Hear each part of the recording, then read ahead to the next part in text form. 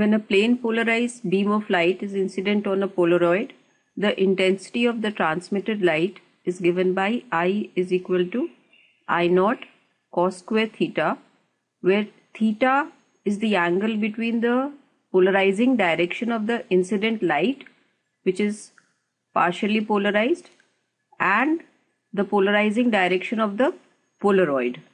So this is the polarizing direction of the incident beam, and the other is the polarizing direction of the Polaroid. If this angle is denoted by theta, then the intensity of the transmitted light is given by I naught times cos square theta. To show this graphically, you can draw a plot of I versus theta. Now let's consider the angles between 0, and we'll take a full cycle. So 0, 90 or pi by 2, 180 or pi, 270 or 3 pi by 2, and this would be 360 or 2 pi. Now when theta is 0, then cos theta is 1. So I would be I naught. So let's say this is I naught. Then when theta is 90, cos 90 is 0. So this would come down to 0, which means the graph would come like this. And then at theta equal to pi, cos pi is -1. So when you square it, that will be I naught again. So the graph would once again go up like this. And then at 3 pi by 2, cos 3 pi by 2 will again be 0. So the intensity will drop down to 0. So we get a variation which looks like this. So this is a graph of the intensity of the transmitted light versus the angle theta of the rotation of the Polaroid.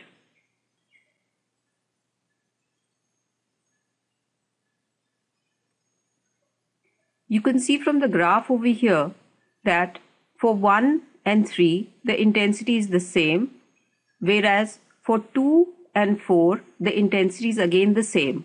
So one pair would be 1 and 3, which have the same intensity, and the other pair would be 2 and 4. And for 1 and 3 they have the same intensity, but you can be sure that they are different materials because the stopping potential is different.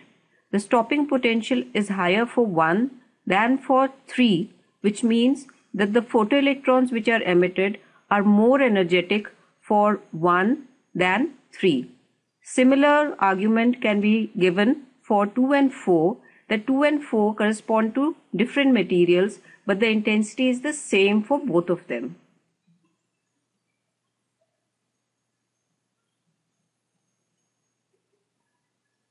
Now when 4 nuclei fuse together to form a heavier nucleus, and the process is accompanied by the release of energy.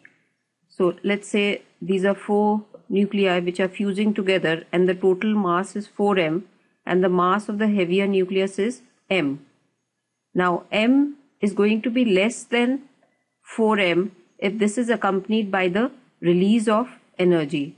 And in this process, the final nucleus which is formed, which is the heavier nucleus, will have a higher binding energy than the initial 4 lighter nuclei which are fused together. So the heavier nucleus has a higher binding energy per nucleon. Don't forget to practice a few numericals based on the formula to find the nuclear binding energy, because that's a fairly common question which is asked in the examination. And also remember that the energy corresponding to 1 atomic mass unit is 931 MeV over c square.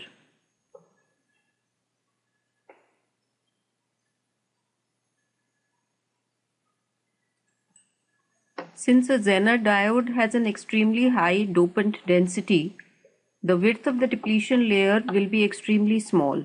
So the depletion layer is very thin. This means that the junction field is very high because a potential difference is then applied across a very thin region. Since V is equal to E times D and E is equal to V over D, and the potential difference is applied over very thin region, since D is very small, E is going to be very high.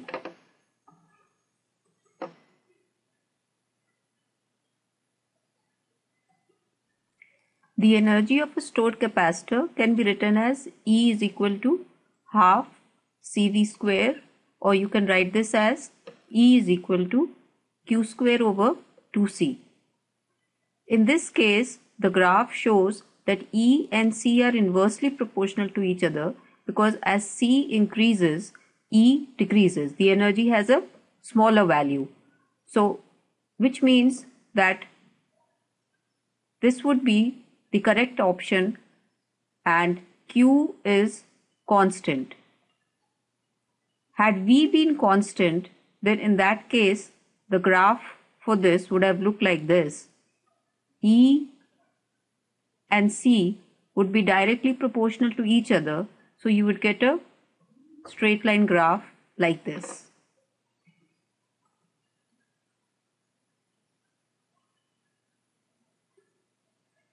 The microwave oven would heat up the food item most efficiently when the frequency of the microwaves matches the frequency of the water molecules, which means that resonance will take place, and whenever resonance takes place, energy transfer is maximum.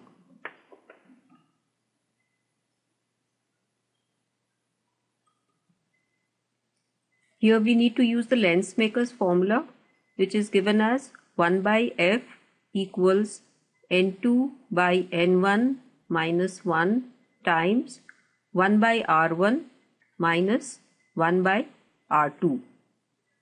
Now the question says that the lens has a refractive index of mu1 and it is immersed in a liquid of refractive index mu2. So N2 over here in the formula is the refractive index of the lens, and N1 is the refractive index of the surrounding medium.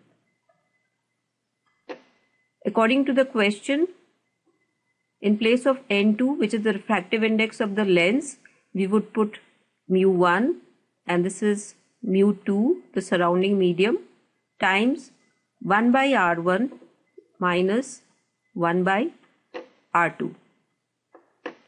Now we need to find out the nature of the lens. See, in case of a convex lens, this term is always positive. Over here, since mu2 is greater than mu1, mu1 over mu2 will be less than 1, so this term will be negative, which means that we'll have 1 by F as a negative term, and a negative focal length implies a concave lens. A simple mnemonic just to remember when is the focal length convex and when is it concave. A convex lens looks like this. So you can think that this is more like a plus sign. So the focal length of a convex lens is positive, whereas a concave lens looks like this. Now this looks somewhat like a negative sign over here. So the focal length of a concave lens is negative.